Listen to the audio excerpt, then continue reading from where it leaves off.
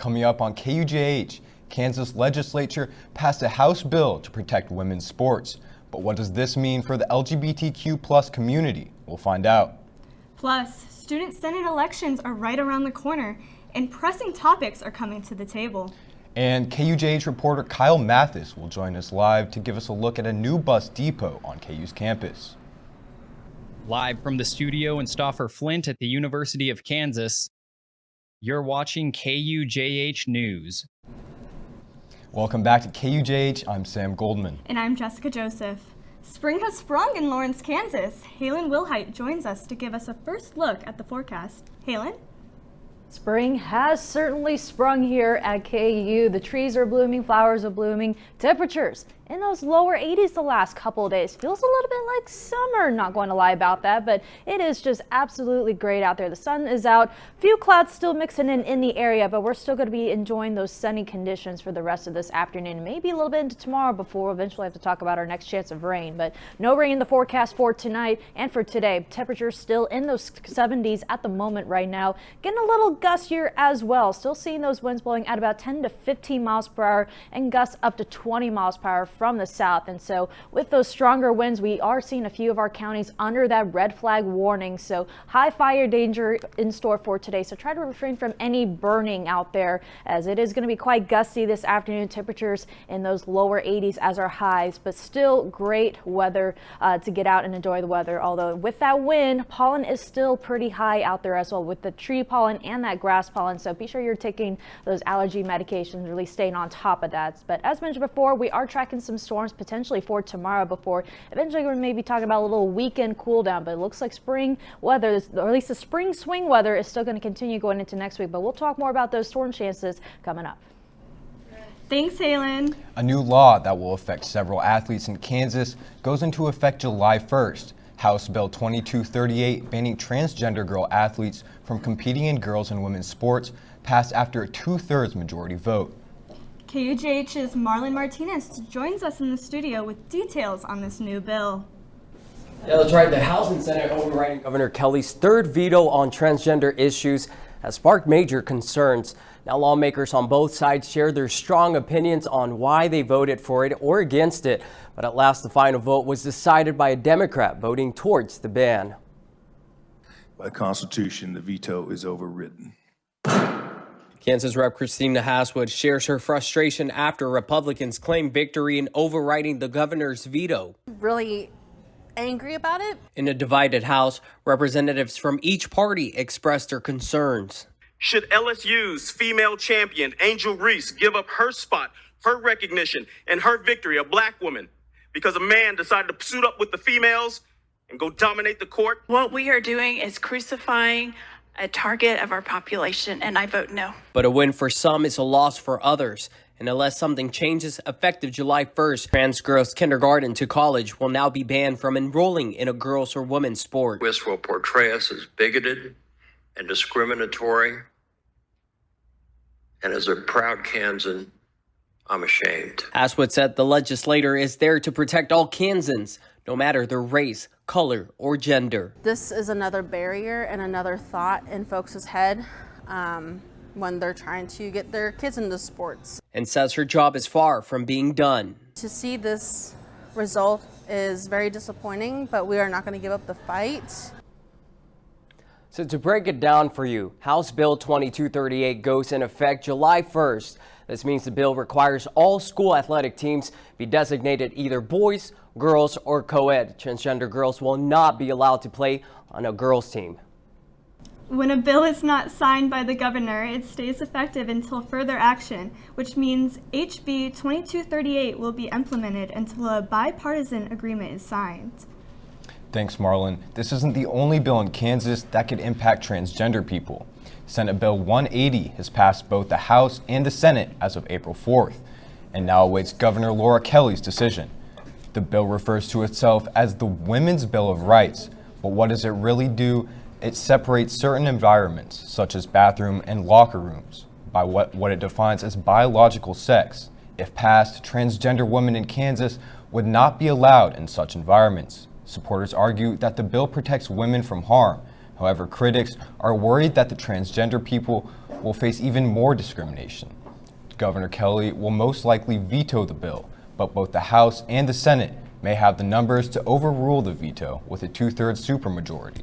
The Kansas legislature is now in recess this week and next, so it's not clear when the bill's fate will be decided, but it could be very soon. In the busy weeks leading up to the end of the spring semester and just ahead of graduation, it can be easy to overlook student senate elections. But the outcome of that vote determines how $22 million of campus funds are allocated each year. I spoke with the current chair of the Elections Commission about how important voting is. At KU, the Student Senate has the power to make change on campus, and those seeking to wield that power are campaigning hard ahead of next week's elections. KU students are charged almost $500 in fees to support a variety of services across campus, and it is the Student Senate that sets the priorities for how that money is spent. These services include different student organizations as well as larger campus-wide initiatives. In preparation for the upcoming election, the coalitions have been working on voter turnout and voter education by speaking with different students and organizations.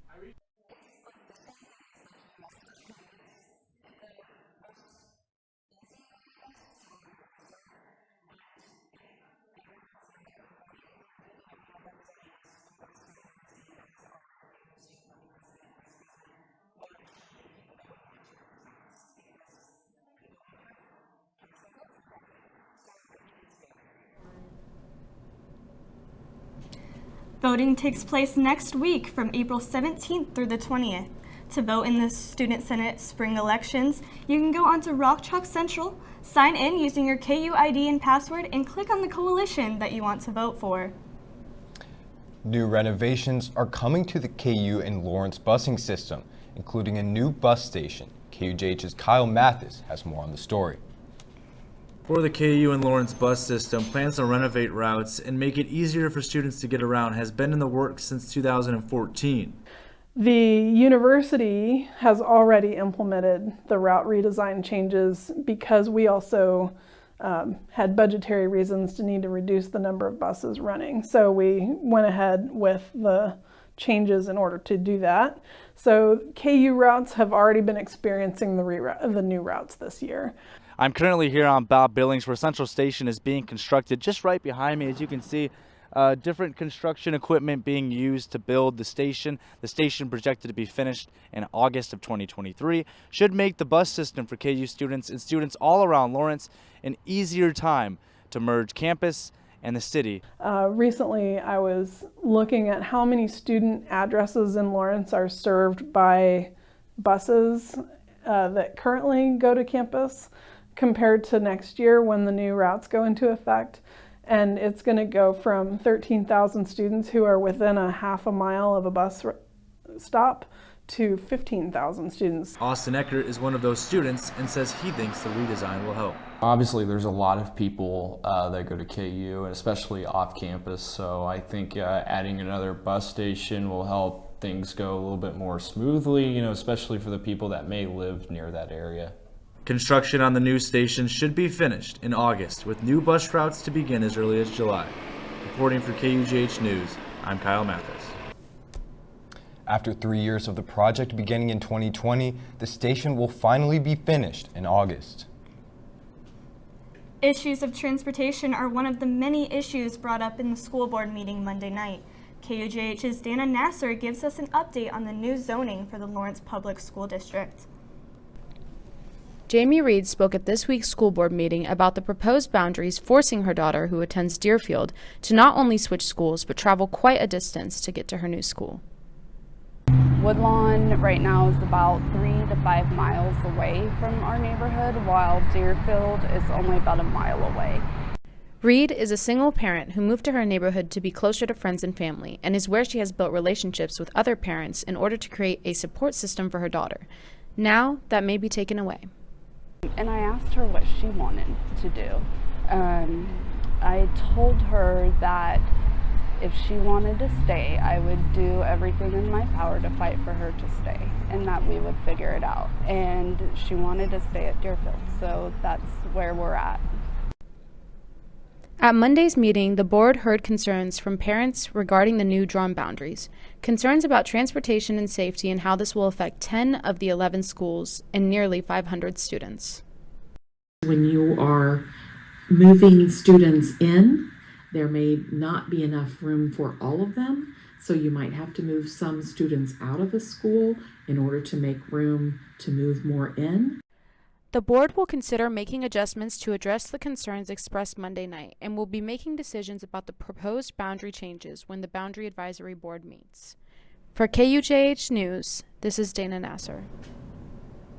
The Boundary Advisory Board met yesterday, and their final meeting is on April 19th, but public recommendations will be heard at a board meeting on April 24th. After this, April is Sexual Assault Awareness Month. We'll find out what local care centers are doing to raise awareness on the issue. Plus, a new mental health treatment center opened on Monday in Lawrence. We'll take you there.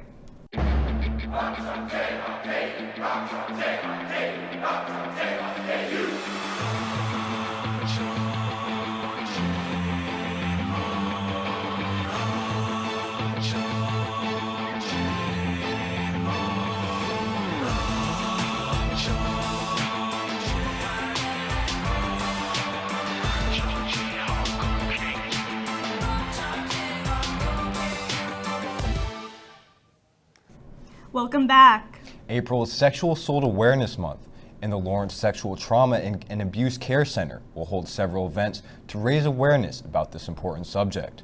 Over half of women and almost 1 in 3 men have experienced sexual violence. More than 4 in 5 female rape survivors reported they were raped before age 25, according to the CDC, and this topic continues to remain important throughout the Lawrence KU community as the center continues to provide services for all individuals with different events and opportunities to meet. Take Back the Night is one of several events scheduled as part of Sexual Assault Awareness Month, and while there are several other events planned during the next several weeks, raising awareness of sexual violence is a never-ending mission. Very few folks have not been impacted or touched by the impact of sexual violence in the lives of others. And so this month is really an opportunity to have an explicit conversation about the impacts of sexual violence on our lives and the ways that we can support one another. For more information on these events and to learn more about sexual violence, their website is accessible at stacarecenter.org. Douglas County Commissioners approved an agreement with the Burt Nash Community Mental Health Center to open and operate a Douglas County Treatment and Recovery Center. The center will provide urgent care, treatment, and recovery for those experiencing a psychiatric, substance use, or co-occurring disorder. The Burt Nash Center worked with Douglas County for several years to make this new, more available center a reality. Community check-ins will now be accepted from 8 a.m. to 8 p.m. weekdays and noon to 4 p.m. on weekends, 365 days a year. It's a multifaceted, multi-dimensional team. So there will be nurses there will be therapists there will be nurse practitioners for the medication, there will be a full-time medical director, so a psychiatric professional. And local residents say knowing their loved ones have more access to resources offers peace of mind. I feel safer in my community knowing that my friends and loved ones have a place to go in a time of crisis. Crisis care that is available for everyone. Urgent care center, urgent care unit, that front door kind of access, that is for all ages. Come on in, we'll assess, we'll determine what the best next step for you is.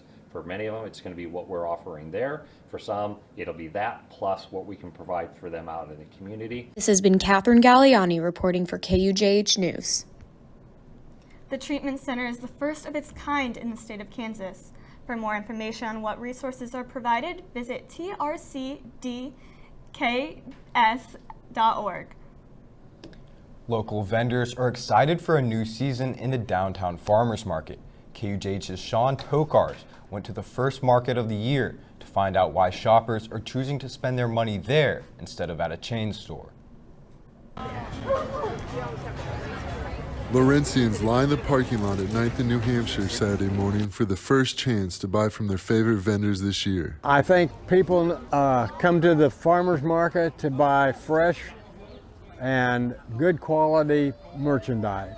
Vendors at the market say price stability is a big reason people keep coming back for more. The nice thing about buying local stuff is that our prices are pretty set. Like, we're not going to raise our prices tremendously if the price of gasoline goes up, say, because we don't really use gasoline on our farm. Like, I drive to the market, but that doesn't matter. Lawrence Farmers Market manager Anaskina Dora says its sense of community brings people together. A lot of people here, know everyone. It's very much a sense of community here. I think another thing is the variety of products we offer. We offer a lot of things that you wouldn't normally see at a farmer's market. That community feeling means vendors think more shoppers at the market is better for everyone, regardless who they spend their money with. What we want is to bring more people here, and people who might go to a big chain store who might not even be locally owned. Rather than that, they can bring their, keep their resources local and support local farms. For KUJH News, this is Sean Tokars. Thanks, Sean. Saturday Farmers Market is at 824 New Hampshire from 7:30 to 11 every week until November 18th. Well, it looks like the Farmers Market had beautiful weather. Our weather forecaster, Halen Wilhite, joins us. Halen, what should we expect? Nice spring weather for the next Farmers Market? Yes, certainly a lot of nice spring weather is ahead for us. Even today, temperature is going to climb back into the lower 80s. So maybe not feeling too much like spring, a little bit more like summer here the last few days here in Lawrence. But, it feels great out there. The sun is out. Still seeing a few clouds mixing in this Lawrence area. But besides that, full sunshine action happening here for today and a little bit into tomorrow before eventually we're going to be talking about our next chance for some rain showers. But pretty quiet and dry tonight. Still going to be seeing temperatures pretty mild in those mid 50s, so could crack the windows open for this evening as it'll be pleasant out there. Winds still from the south at about 10 to 15 miles per hour and gusts up to 25 miles per hour. But still heading into tomorrow, still about the same. 82 degrees is going to be our high. But again, we're going to be keeping a close eye as we get later into Friday evening and eventually Friday night. Going to be possibly tracking a few possible thunderstorms, some potentially on the strong to severe side. But so far, we are going to be dry throughout the day tomorrow, so we'll warm up quite nicely back into the 80s by the time we get into 3 o'clock tomorrow. Starting to see some more cloud cover as we get closer into the evening hours. Still very windy as well, so hold on to the hats. But also, if you are going to be having plans later that night, or at least Friday night, you're going to want to at least have that umbrella on hand, as we're going to be seeing a potential for a level 2 risk for severe weather just to the west of Lawrence. And so here's at least one of our models that wants to show us what exactly is going to try to play out. So we'll probably see this front continue to move through the area, and we'll see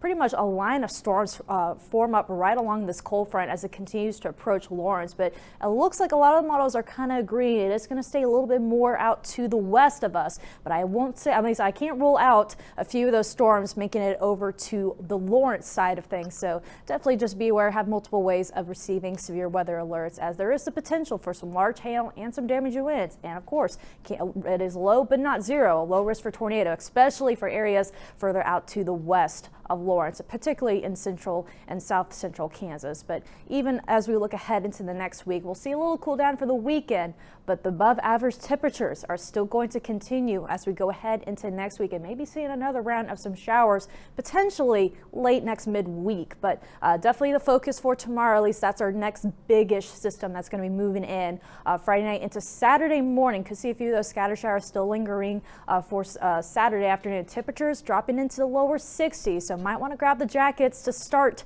the weekend off, or at least heading into the weekend. But then eventually, by the time we get into next week, we're going to be seeing the lovely return of those lower 80s and the beautiful sunny skies once again next week. Thanks, Halen. And still to come, Anna Ambrose will join us to tell us what's happening in the world of sports. Where you go to college makes a statement about you. This place will become a part of you, your identity for life.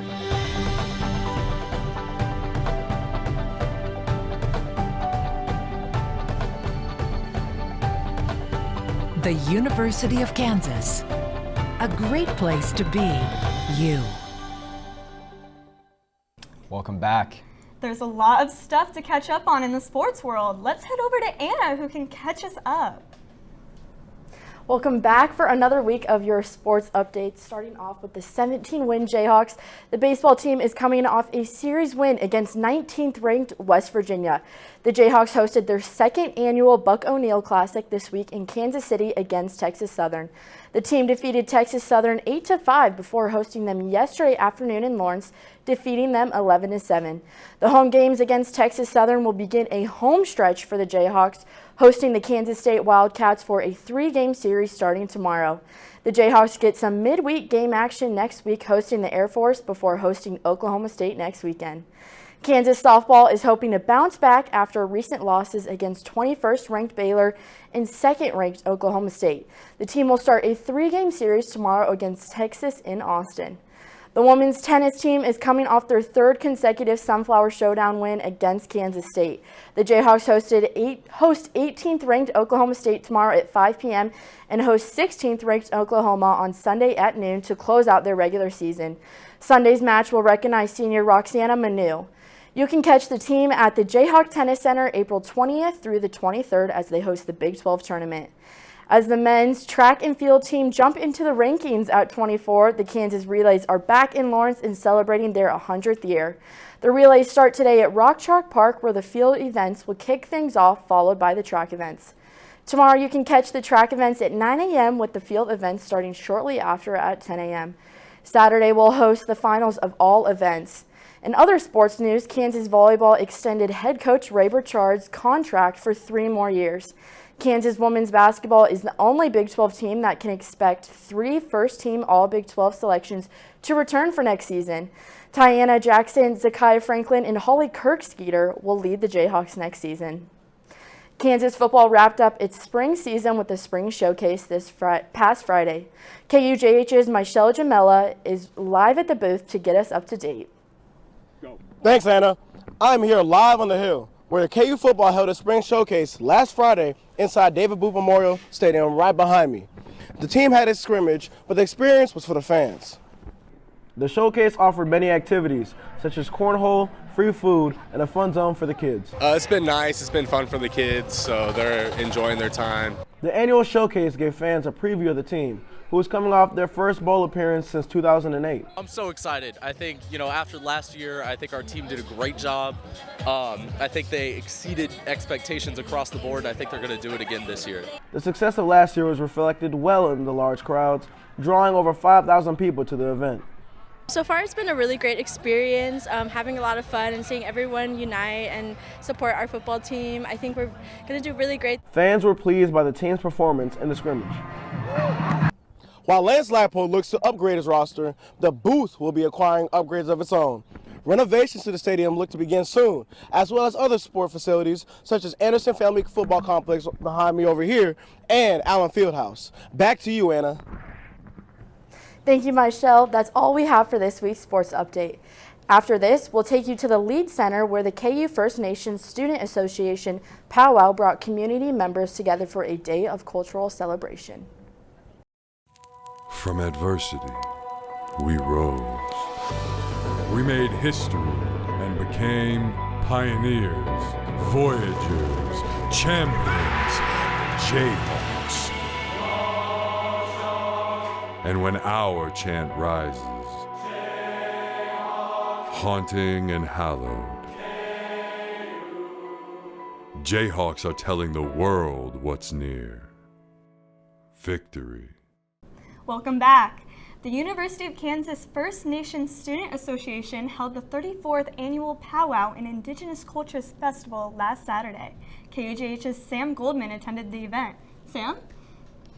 Yeah, that's right, Jessica. With over 1,000 attendees, I was able to gain a deeper understanding of the rich Indigenous culture here in Lawrence. The KU First Nations Student Association Powwow brought a full day of song, dance, and cultural celebration to the Lead Center.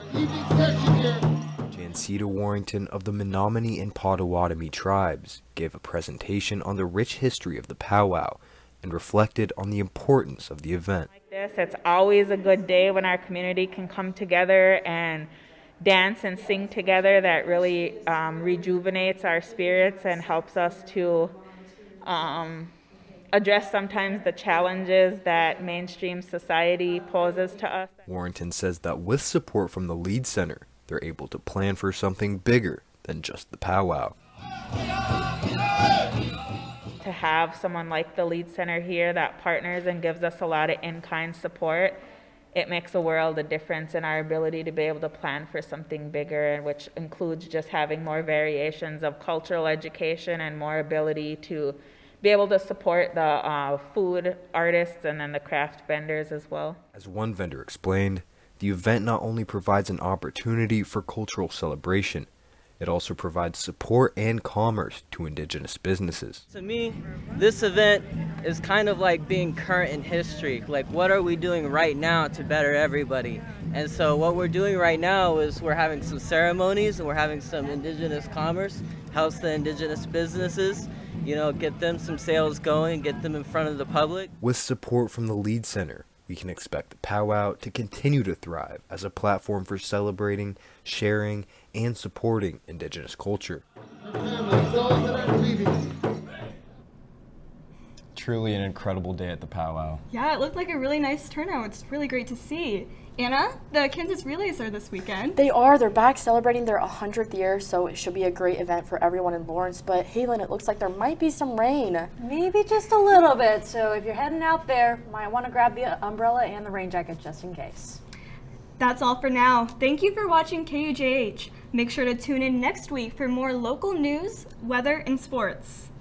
And for more coverage, be sure to follow us on Instagram, Twitter, and TikTok, and visit our website at tv.ku.edu.